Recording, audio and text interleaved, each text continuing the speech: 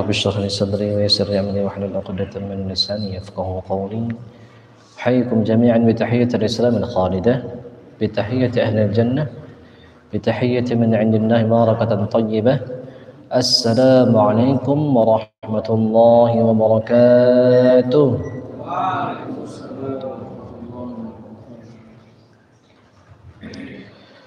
Alhamdulillah, alhamdulillah bini'matihi tatimmu shalihat. Alhamdulillah ala kulli halin wa fi kulli halin wa ni'matin. Allahumma salli ala sayyidina wa syafi'ina wa qurrati a'yunina maulana Muhammadin sallallahu alaihi wasallam wa alihi wa sahbihi wa ummatihi afdal salawatika adada ma'lumatika wa barik wa sallim kadzalik. Amma ba'du, fa ya ayyuhal hadirun al-kiram, usi nafsi wa iyyakum bittaqwallah, usi nafsi wa iyyakum bittaqwallah, usi nafsi wa iyyakum bittaqwallah wa ta'atihi faqad faza al-muttaqun. قال الله تعالى في كتابه الكريم: أعوذ بالله من الشيطان الرجيم، بسم الله الرحمن الرحيم.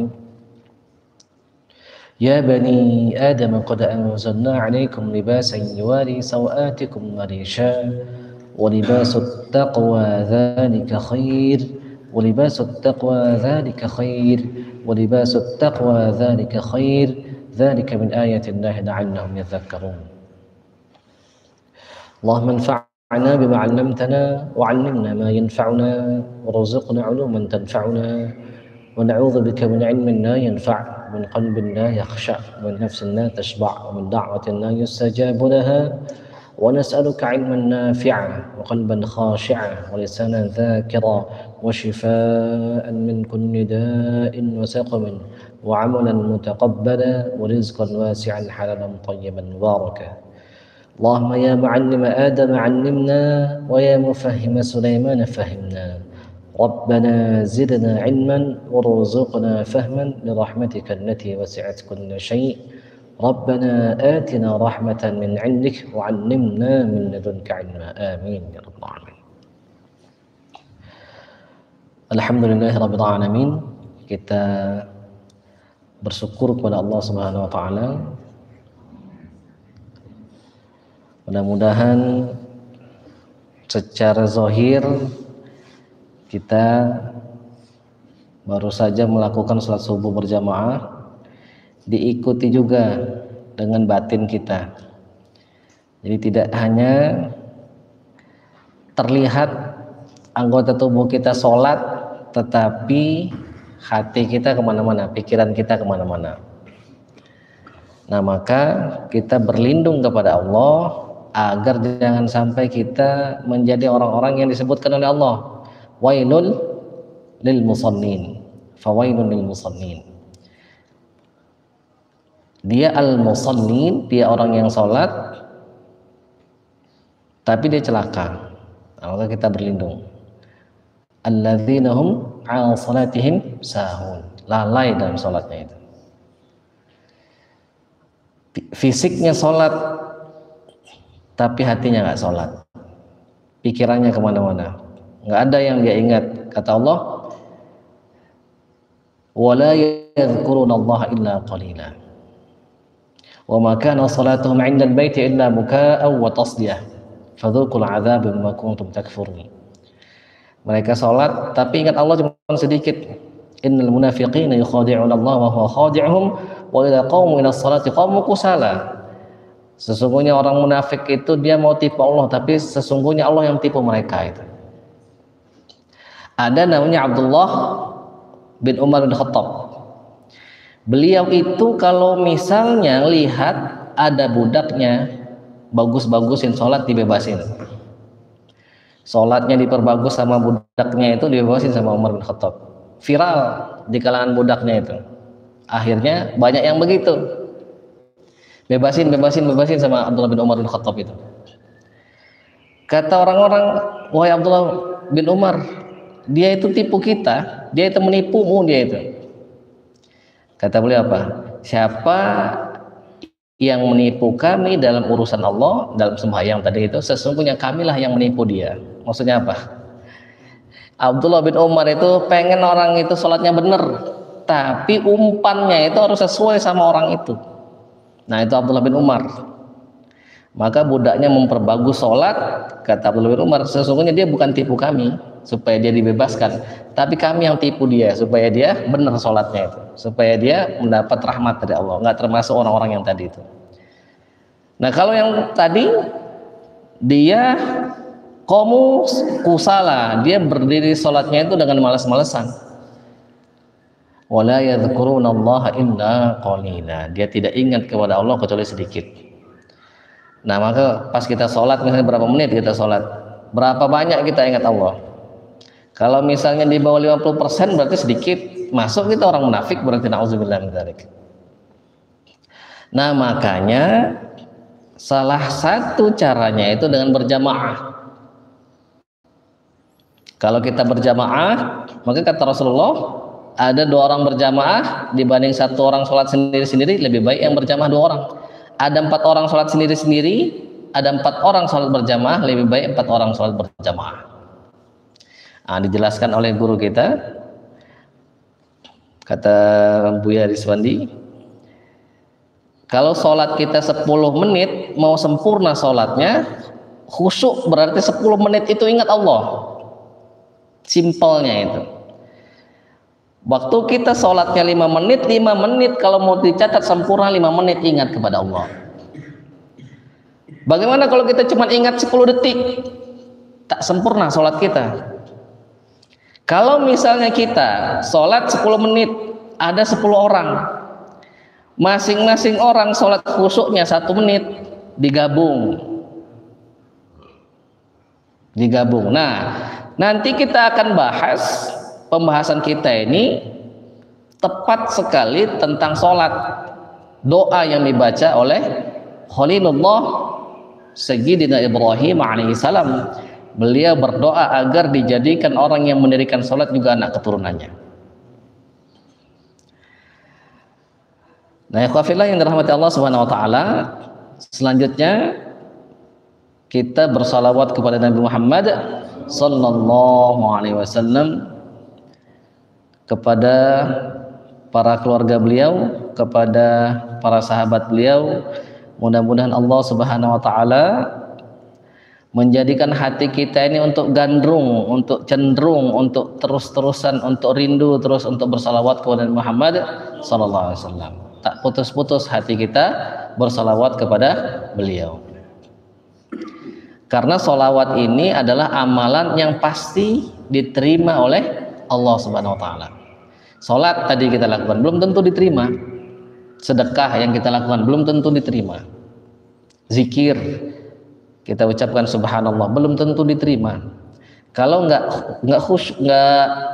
hadir hati kita, nggak diterima sudah. Kalau kita doa hati kita lalai, nggak diterima doanya itu. Tidak ikhlas, tercampur di dalam hati kita ini ada perasaan tidak enak misalnya kepada anak, istri misalnya, wah masa nggak sholat, nggak enak sama anak istri, sudah nggak ikhlas, itu ada bercampur, berarti alamat nggak diterima oleh Allah Subhanahu wa taala. Nah maka kemarin kita bahas caranya, kita bertobat dan kemudian minta supaya diterima. Rabbana taqabbal minna. Setiap selesai kita beramal kita berdoa, Rabbana taqabbal minna innaka antas samiul alim. Itu juga doa Sayyidina Ibrahim alaihissalam. Wa tub alaina, ya Allah terima taubat kami, ya Allah. Tammim taqsirana, sempurnakan kekurangan-kekurangan kami, ya Allah. Nah kita berdoa begitu. Tetapi kalau salawat tidak pasti diterima. Kalau salawat pasti diterima oleh Allah Subhanahu wa taala. Nah, maka kemarin hari Jumat itu hari di mana ditampakkan salawat ke Rasul. Nanti Jumat depan juga sama. Kalau kita berusaha sungguh-sungguh untuk tak putus hati kita bersalawat kepada beliau, nanti ada perasaan dalam hati kita itu. Ada perasaan rindu dengan Rasulullah, ada perasaan bahwa kita mudah-mudahan termasuk salah satu di antara yang paling banyak kasih sholawat ke Rasul. Kata Allah apa? Ma kadzabal fuadu ma ra'a. Hati ini dia tak berdusta terhadap pendapatnya itu. Maka kalau misalnya kita ada perasaan dalam hati kita rindu dengan Rasulullah SAW, ada perasaan kita dekat dengan Rasulullah SAW, ada perasaan kita bahwa salawat kita itu diterima, dijawab oleh Rasulullah SAW, nah itu hati kita akan bisa merasakannya insya Allah.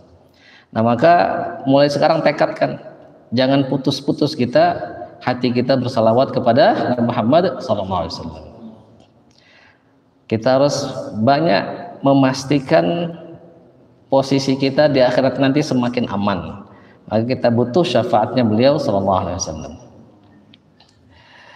Kemudian kami berwasiat kepada diri sendiri dan kita semua yang ada di sini untuk kita senantiasa berusaha dengan segenap kemampuan kita meningkatkan ketakwaan kepada Allah Subhanahu wa taala. Setiap saat mari kita gunakan nikmat yang Allah berikan kepada kita untuk sesuatu yang mendatangkan ridhonya. Kita berlindung, kita bermohon ampun, jangan sampai kita gunakan nikmat yang Allah beri kepada kita ini untuk sesuatu yang mendatangkan murkanya. Mata jangan digunakan untuk sesuatu yang mendatangkan murkanya. Mulut jangan melakukan sesuatu yang mendatangkan murkanya. Kita dikasih rezeki uang misalnya, dikasih rezeki rumah, dikasih rezeki handphone, segala macam. Maka mudah-mudahan dengan begitu masuklah kita ke dalam orang-orang yang berbekal dengan bekal yang baik, yaitu bekal takwa. Imtithalu awamirillah wajtina benawahihi. Kita lakukan apa yang Allah perintahkan kita untuk lakukan, jauhi. Jangan sampai kita melakukan yang sudah dilarang oleh Allah Subhanahu wa taala. Dan kita lemah, bagaimana? Kalau misalnya nggak sengaja langsung bertobat. Jangan ditunda-tunda, baik itu dosa yang bersifat zahir maupun dosa yang bersifat batin. Kok bisa? Kita makan, baca doa, Allahumma barik lana fima razaqtana wa qina adzabannar. Pas kita makan ada perasaan, oh nggak enak makanannya, itu sudah dosa batin itu. Kenapa? Syukurnya nggak sempurna. Makanya kata Imam Syadzili itu gurunya Syekh Abu Musa Al-Mursi. Syekh Abu Musa Al-Mursi itu gurunya Imam Ibnu Athaillah Sakandari. Beliau itu bilang, lebih baik kita makan makanan yang nikmat, yang enak, anggaplah misalnya yang mewah, tapi pas kita makan itu syukur kita sempurna. Makan, ya Allah nikmat sekali, alhamdulillah ini nikmat darimu ya Allah, min ghairi haulin minni wala quwwah. Aku tidak punya kuasa, nggak punya daya upaya untuk mendatangkan makanan ini, darimu semua ya Allah. Dibanding kata beliau, kita makan makanan yang sederhana, misalnya nasi dengan garam saja, tetapi di dalam hati kita ada menggerutu, wah makanan begini-begini aja, wah makanannya nggak enak. Kenapa kata beliau? Syukur itu wajib. Syukur itu wajib. Ulama itu mentakhrij apakah sesuatu itu wajib, apakah sesuatu itu sunnah muakkadah, apa sunnah, apa mubah, apa makruh, apa haram, itu berdasarkan dalil, nas, dan sesuai. Kalau misalnya sesuatu itu diancam dengan hukuman yang berat, misalnya masuk neraka, diazab, nah wajib berarti. Wa ta'adzana rabbukum la in syakartum la azidannakum. Allah telah memutuskan, Tuhan telah memutuskan, kalau kamu bersyukur ditambah. Wala in kafartum inna adzabi lasyadid. Kalau kamu kufur, sesungguhnya azabku sangat pedih. Nah, maka syukur ini wajib. Syukur ini wajib artinya apa? Kalau kita lakukan syukur, maka kita dapat pahala. Kalau enggak kita lakukan, maka berdosa.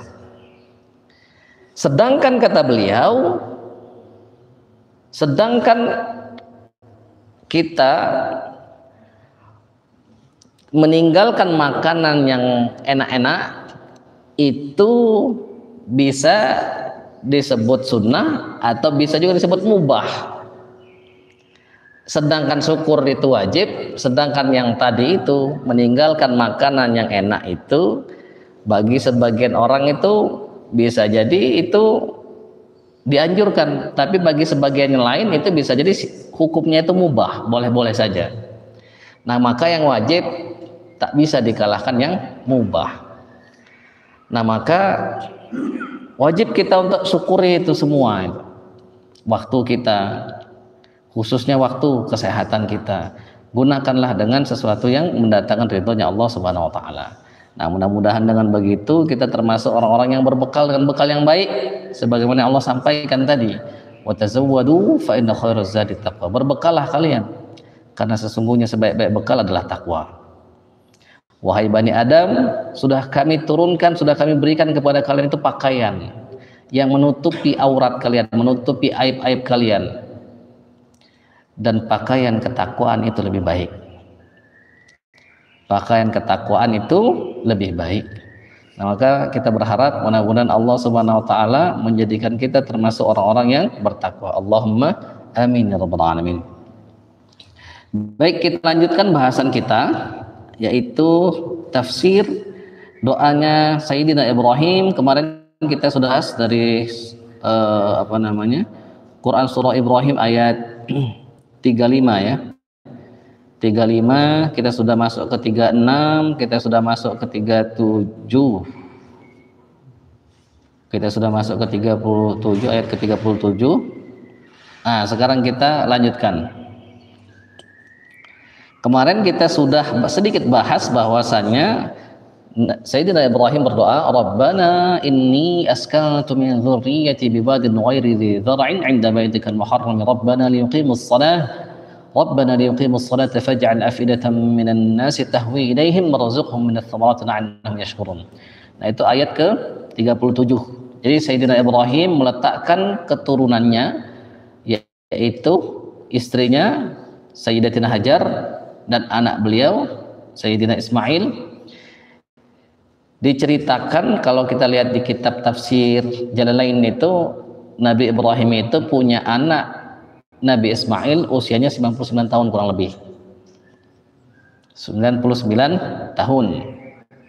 Diletakkan di bawah dauhah. Dauhah itu apa namanya? Pohon besar. Di sebuah tanah tandus, nggak ada tumbuhan, nggak ada air. Cuman dikasih bekal sekantung air, sekantung kurma.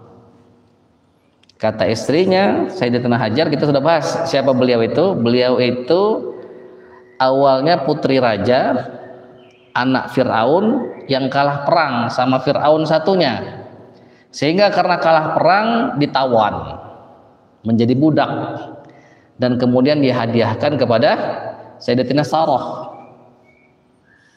Baru kemudian dinikahkan kepada Nabi Ibrahim, lalu kemudian dapat anak.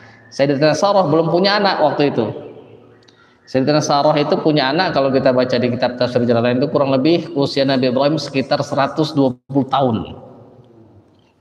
120 tahun punya anak namanya Sayyidina Ishaq alaihi salam. Nah, singkat cerita, kita kemarin sudah bahas. Di sana Nabi Ibrahim berdoa agar mereka diberikan tumbuh-tumbuhan, diberikan buah-buahan, dijadikan hati orang itu cenderung kepada mereka. Nah, kita sudah bahas bagaimana sa'i dan segala macamnya. Nah, kita lanjutkan doanya. Dan di sana juga ada sebuah kalimat yang hendaknya perlu kita miliki juga, kualitas yang dimiliki oleh Sayyidatina Hajar ini. Wahai Ibrahim, kamu meninggalkan kami di sini. Nah, sampai berapa kali ditanya itu? Nabi Ibrahim diam aja sambil terus berjalan. Apakah Allah yang menyuruhmu? Nabi Ibrahim kemudian mengatakan, iya. Lihat katanya, kalau begitu dia tidak akan menyia-nyiakan kami. Ada dua orang, dia sudah ditempa, yang awalnya itu tuan putri, kemudian berubah menjadi budak. Dia punya anak kecil masih, ditinggalkan di sebuah lembah tandus, nggak punya apa-apa, cuman modal satu kantung air, satu kantung kurma. Dia mengatakan apa? Kalau begitu Allah tidak akan menyia-nyiakan kami. Nah, makanya Enak kalau misalnya dikasih oleh Allah istri yang soleha. Salah satu arba'atun minas sa'adah kata Rasul, itu ada 4 hal yang termasuk diantara sesuatu yang dapat mendatangkan kebaikan. Rumah yang luas, di riwayat yang lain rumah yang berkamar-kamar, kendaraan yang nyaman, tetangga yang soleh, istri yang solehah. 2 sifatnya materi, 2 sifatnya immateri. Tetangga yang soleh, kebayang kalau misalnya kita bertetangga dengan tetangga yang nggak soleh. Baru beberapa kita baca itu ada yang ngelempar kotoran ke rumah itu, berapa tahun itu, bagaimana nggak nyamannya itu. Nah ini istri solehah. Nah maka kita berdoa mudah-mudahan dikaruniakan oleh Allah istri yang solehah. Allahumma amin.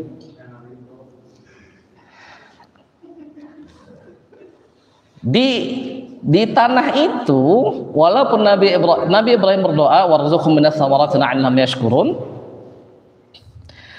di ayat yang lain itu kata Allah, qalu inna tabi'il huda ma'aka natakhattaf min ardina. Mereka mengatakan kepada Nabi Muhammad, kalau seandainya kami mengikuti hidayah, mengikuti petunjuk yang kau berikan kepada kami, maksudnya masuk Islam, nutakhattaf min ardina, kami pasti diusir dari tanah kami ini. Kata Allah apa? Awalam numakkin lahum haraman aminan yujba ilaihi thamaratu kulli syai'in rizqan min ladunna walakinna aktsarahum la ya'lamun. Mereka enggak lihat apa? Kami sudah mantapkan kedudukan mereka itu di sebuah tempat, yaitu di Mekah tadi itu, di Baitul Haram, di tanah haram, tanah yang disucikan ini. Yujba ilaihi thamaratu kulli syai', didatangkan kepada mereka itu buah-buahan, segala buah-buahan, rizqom min ladunna. Jadi bahasanya itu min ladunna, rizki yang dari sisi kami. Tapi kalau pakai min ladunna itu artinya itu di luar nalar. Kalau min indina itu masih batas nalar. Maksudnya apa? Orang masih bisa tanam, tumbuh, oh wajar di sana banyak buah-buahan, tanahnya subur. Kalau misalnya ada sebuah daerah banyak buah-buahan, tanahnya nggak subur, nah itu yang butuh intervensi Allah di sana itu. Nah, itu di sana salah satu nikmat Allah kepada Mekah itu. Walaupun kemarin sudah kita bahas di sana tanah haram, di sana ada Baitullah Al-Muharram, yang di atas itu ada Baitul Ma'mur di langit. Kalau yang di bumi ini Ka'bah sebagai pusat kita menghadap sholat. Kalau di langit itu ada Baitul Ma'mur, tapi itu semua tidak lebih mulia daripada tanah yang di dalamnya ada jasad Rasulullah SAW.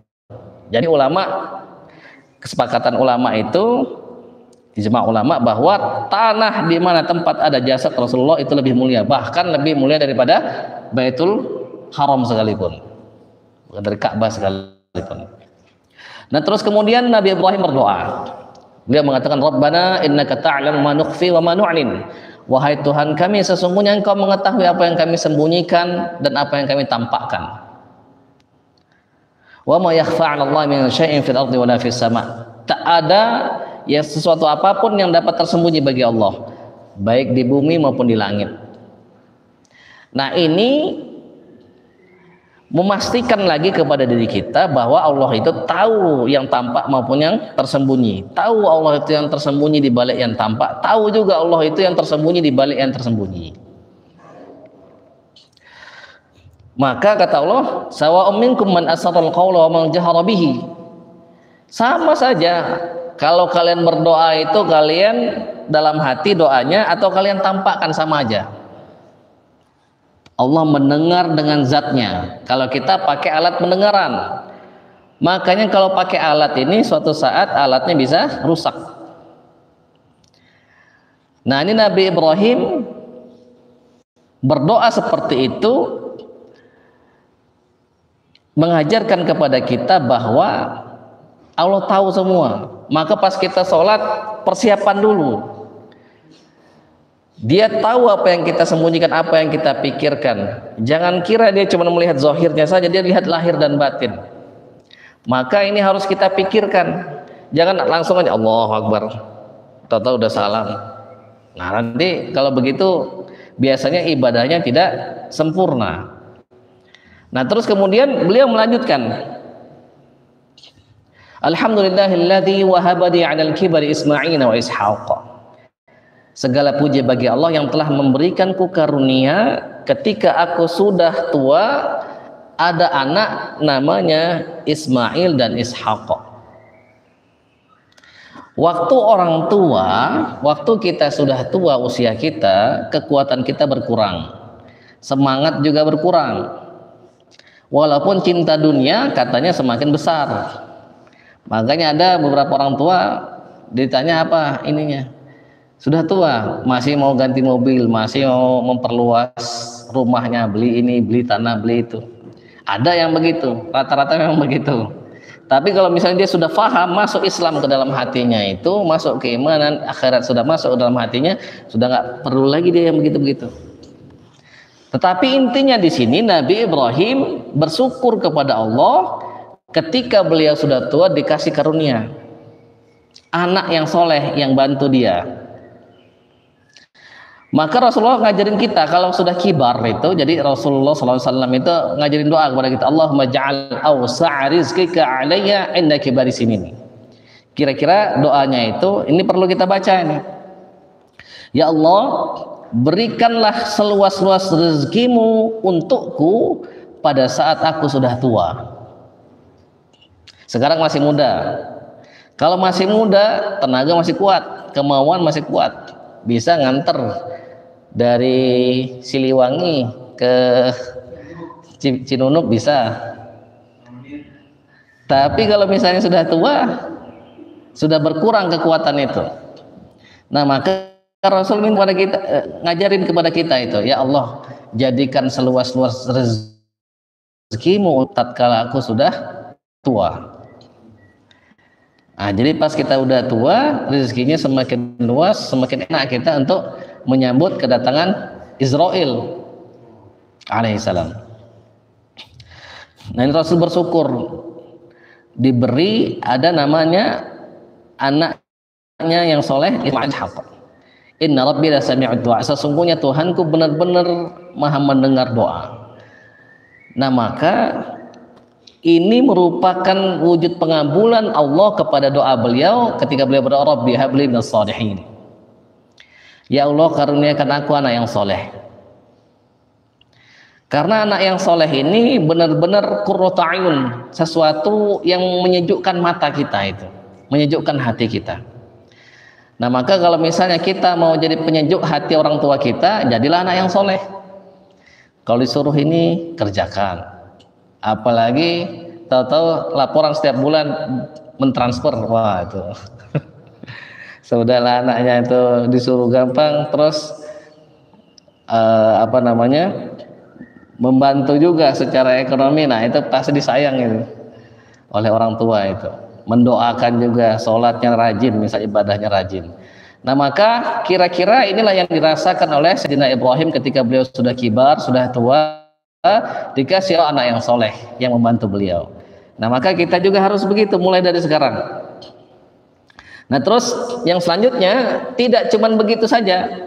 Beliau walaupun seorang nabi mengajarkan kepada kita, beliau berdoa, Rabbi ja'alni. Nah, ini yang penting, ini harus kita baca ini. Rabbi ja'alni muqimas shalah wa min dzurriyyati. Rabbana wa taqabbal du'a.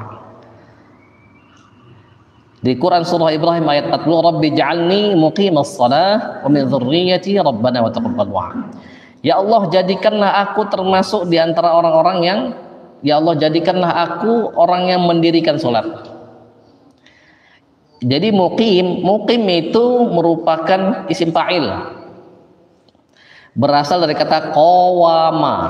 Istiqomah itu satu asal kata. Aqoma yuqimu satu kata. Maka salat itu dia ditulisnya aqimus shalah atau aqimis shalah. Kalau satu orang, kalau banyak aqimus shalah. Dirikanlah salat. Maksudnya apa? Setiap kalimat yang disusun oleh huruf qaf, waw, mim atau huruf-huruf tambahannya seperti sin, misalnya hamzah di sana misalnya, itu merupakan sebuah amal yang harus dilakukan dengan sungguh-sungguh secara terus-menerus. Jadi amalnya itu dilakukan sungguh-sungguh terus menerus, bukan sungguh-sungguh tapi kadang-kadang, atau bukan secara terus menerus tapi asal-asalan. Nah, maka Nabi Ibrahim minta kepada Allah agar dijadikan orang yang muqimus shalah, orang yang benar-benar mendirikan sholat. Kalau bahasa Indonesia, mendirikan sholat. Nah, kalau kita sudah muqimus shalah, semua amal kita itu aman sudah. Sedekah kita aman, zakat kita aman, puasa kita aman, semuanya aman sudah. Muamalah kita insya Allah aman. Kenapa? Kata Rasul, kalau sholatnya baik, baik semua. Kalau sholatnya buruk, buruk semua amal. Maka amal yang pertama kali dihisab apa? Sholat. Nanti di akhirat orang itu akan bersinar sesuai dengan nur, sesuai dengan amal yang dia lakukan ketika dia hidup. Ada orang yang bersinar dari ujung kepala sampai ujung kaki, dari depan, dari belakang, kanan kiri, atas bawah, semuanya bersinar. Ada orang yang gelap semuanya itu, dari ujung kepala sampai ujung kaki gelap. Selain itu ada orang yang tengah-tengah. Nah, kata Allah, fadruba bainahum bisurin lahu bab. Lalu kemudian orang itu kira-kira dikasih batasan, dikasih dinding. Dinding itu punya bab, punya pintu. Yang sudah terang sinarnya itu aman sudah itu, masuk surga tanpa hisab orang-orang itu. Atau fahasabnaha hisabai yasira, kami hisab dengan hisab yang mudah, cuma ditampakkan aja, ini kamu dulu ngelakuin ini ya, iya ya Allah, kamu lagi iya ya Allah, iya ya Allah, dah aman. Dalam hatinya, loh kan masih banyak dosa-dosa, kenapa nggak ditunjukkan? Kata Allah, sebagaimana aku tutup aibmu di dunia, di akhirat ku tutup juga. Dah masuk surga aman itu. Yang ini, yang hitam-hitam ini langsung masuk neraka itu sudah, disirat jatuh-jatuh. Dah, nah tinggal yang di tengah-tengah ini, yang redup-redup ini nurnya itu dihisab, dilihat. Karena hisab itu nanti ada beberapa hisab. Yang pertama itu hisabnya itu 01, yang tadi itu. Kalau dia masuk orang Islam aman sudah. Kalau dia orang kafir masuk neraka udah nggak dihisab lagi, sudah selesai urusannya. Terus yang selanjutnya itu yang rada repot itu hisab antar sesama manusia. Ada nggak hak orang yang pernah kita ambil? Ada nggak hak orang yang tidak kita berikan? Ada nggak kita dulu pernah menyakiti orang? Atau kita pernah nggak dulu disakiti sama orang? Nah itu berurusan itu. Ini yang rada repot. Yang rada repot di sini nih. Nah makanya usahakan kita, mumpung kita masih hidup, selalu bermuhasabah, dihitung. Siapa yang pernah kusakiti? Minta halal. Minta halal. Pernah pakai sabun misalnya mandi, minta halal. Nah makanya salah satu dosa yang paling berat itu adalah, kata Rasul, engkau berzina dengan tetanggamu sendiri. Coba bagaimana orang mau minta halal sama itu. Nah makanya hati-hati, dijaga. Kata Allah, la taqrabuz zina, jangan mendekati zina, jangan dekat-dekat zina. Kalau sudah dekat jadi barang itu, kalau sudah jadi nggak bisa lepas. Nah makanya harus hati-hati. Nah ini yang repot. Tapi kalau ini sudah selesai semua urusan sama manusia, udah selesai. Urusan sama Allah gampang. Urusan sama Allah itu gampang. Kalau kita datang dengan dosa sepenuh bumi ini, sepenuh langit, ampunan Allah jauh lebih besar. Gampang urusan sama Allah. Dia nggak butuh sama kita itu. Sedangkan urusan manusia dia butuh. Oh amal saya saja kurang, bagaimana saya mau bersedekah, kata dia.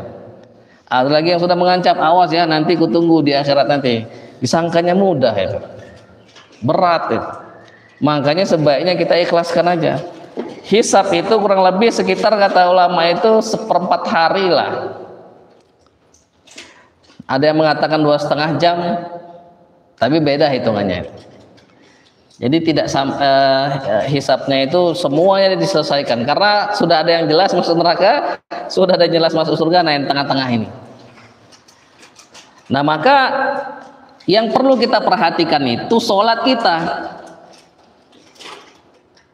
Kalau kita mau bagus mata kita, mau bagus mulut kita, mau bagus telinga, yang kita perlu perhatikan apa? Hati kita, bukan muka kita. Sibuk beli masker, beli apa segala macam, lupa dia ini yang paling berharga tidak diperhatikan. Sibuk memperbaiki sedekah apa segala macam, sholatnya nggak diperhatikan, akhirnya apa? Rusak semua. Nah, maka penting bagi kita itu untuk tahu caranya bagaimana. Di dalam Al-Quran itu ada kata Allah, wasta'inu bis-sabri was-salah wa innaha lakabiratun illa 'alal khashi'in. Minta tolonglah kamu kepada Allah melalui sabar dan sholat, sesungguhnya yang demikian itu berat kecuali bagi orang-orang yang khusyuk. Ditanya kepada Rasul, ya Rasul, bagaimana masuk khusyuk itu? Kata Rasul, itu adalah sesuatu yang dimudahkan oleh Allah bagi orang yang dimudahkan oleh Allah. Dimudahkan untuk orang-orang yang dimudahkan oleh Allah. Berarti kalau dia nggak dimudahkan oleh Allah, susah dia itu, nggak bisa sholat khusyuk itu, nggak bisa. Nah, kita nggak bisa sholat khusyuk itu setidaknya ada dua. Yang pertama, kita masih cinta dunia, nggak zuhud kita itu.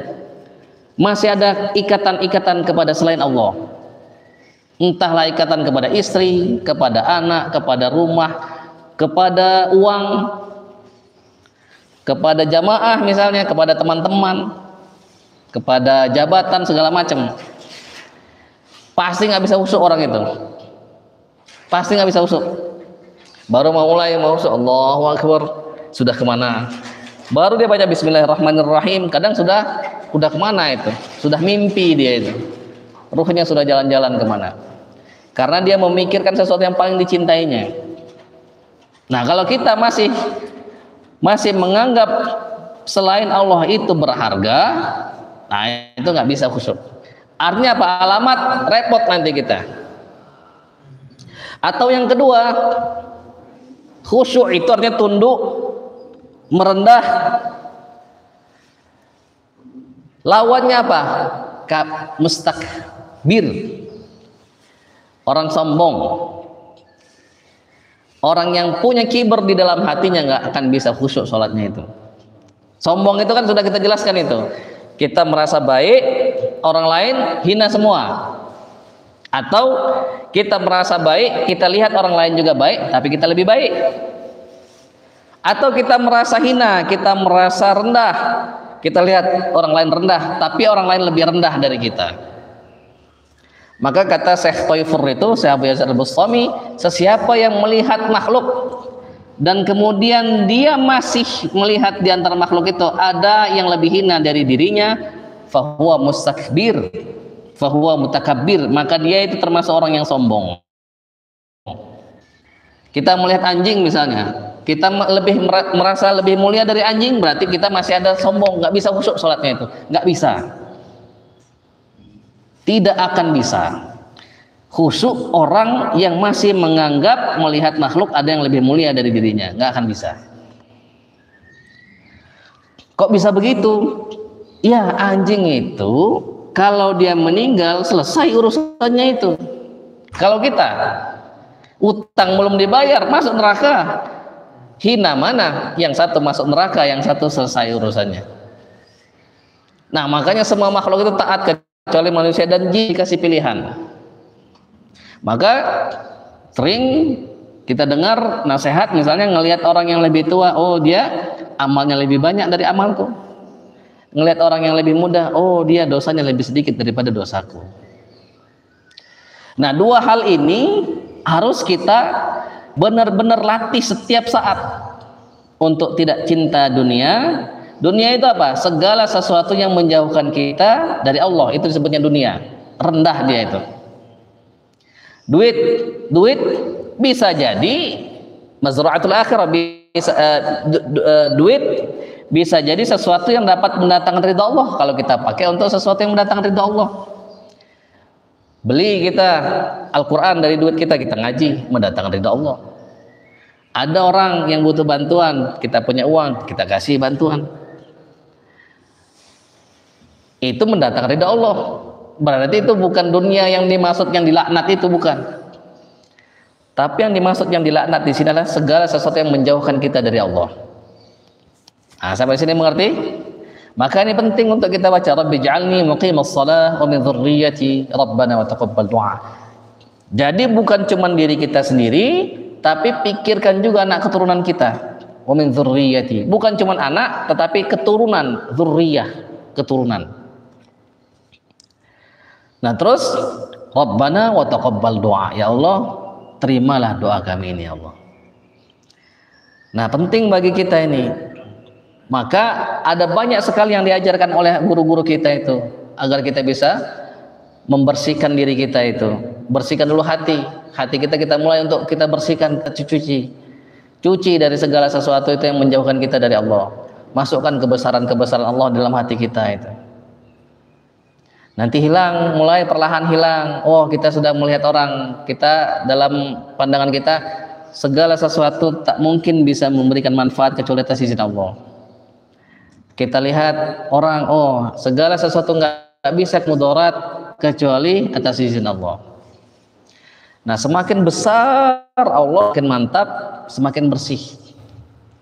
Nanti sudah nggak berselera lagi, nggak bisa tidur malam, tidurnya sedikit, banyak beribadah. Siang hari diisi oleh puasa. Dia seolah-olah melihat arsy Allah, dia seolah-olah melihat penghuni surga, dia seolah-olah melihat akhirat. Nah, kalau sudah begitu, sudah benarlah berarti pengakuan dia kalau misalnya dia sudah nggak cintanya.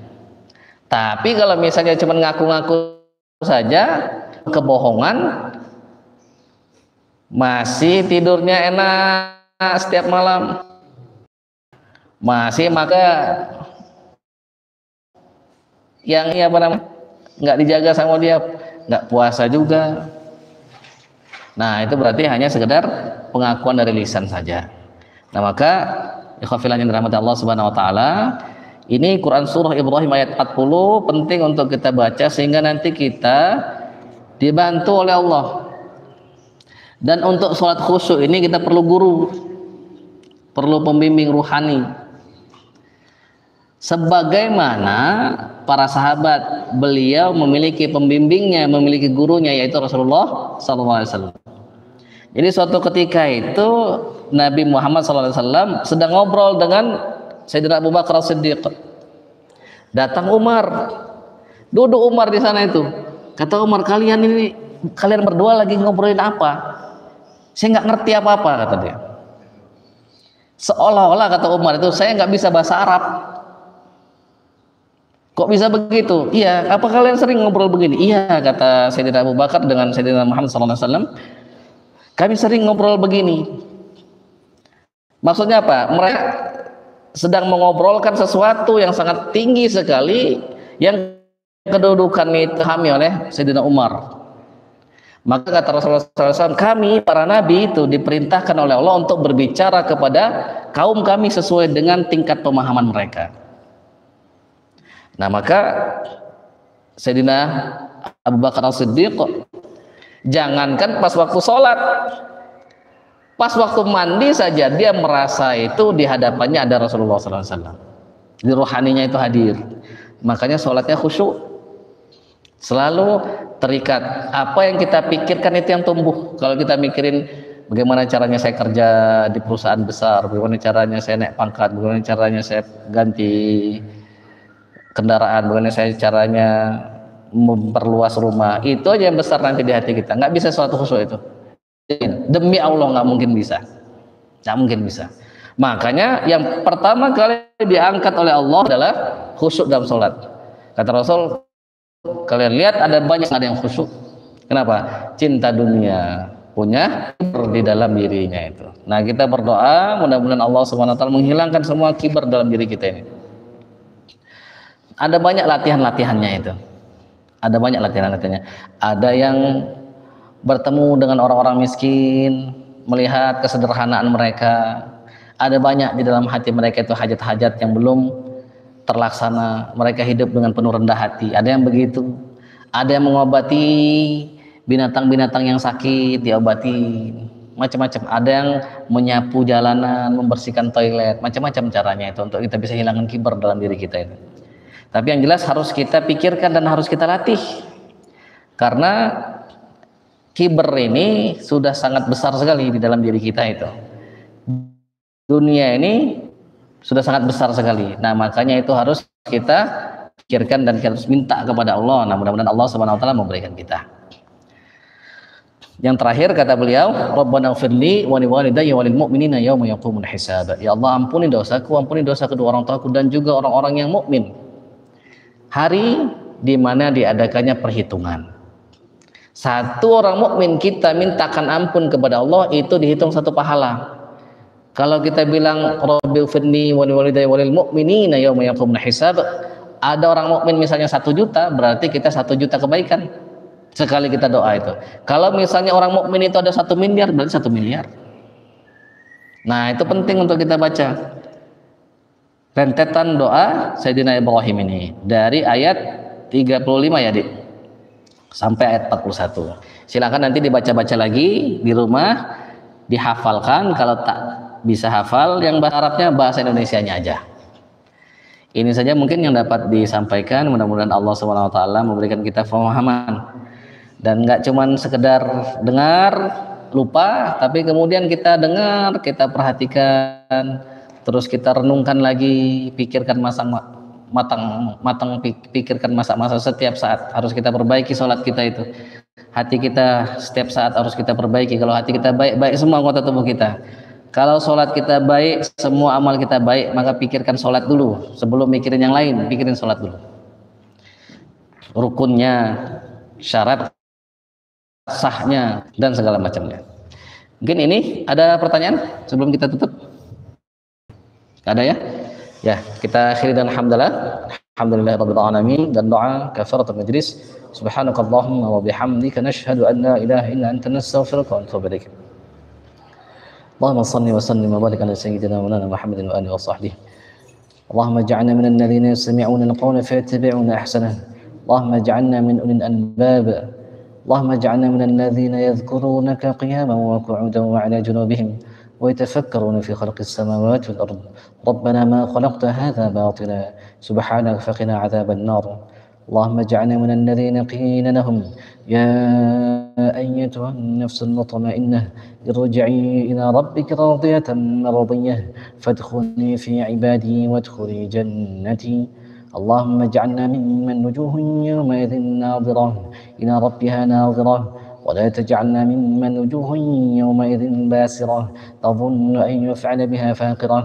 ربنا اجعلنا مقيمين الصلاة ربنا اجعلنا مقيمين الصلاة ومن ذرياتنا ربنا وتقبل دعاء. ربنا اغفر لنا ولوالدينا وللمؤمنين يوم يقوم الحساب. ربنا آتنا في الدنيا حسنة وفي الآخرة حسنة وقنا عذاب النار. ربنا تقبل منا إنك أنت السميع العليم وتب علينا توبة نصوحا إنك أنت التواب الرحيم. سبحان ربنا رب العزة عما يصفون وسلام على المرسلين الحمد لله رب العالمين. Assalamualaikum warahmatullahi wabarakatuh.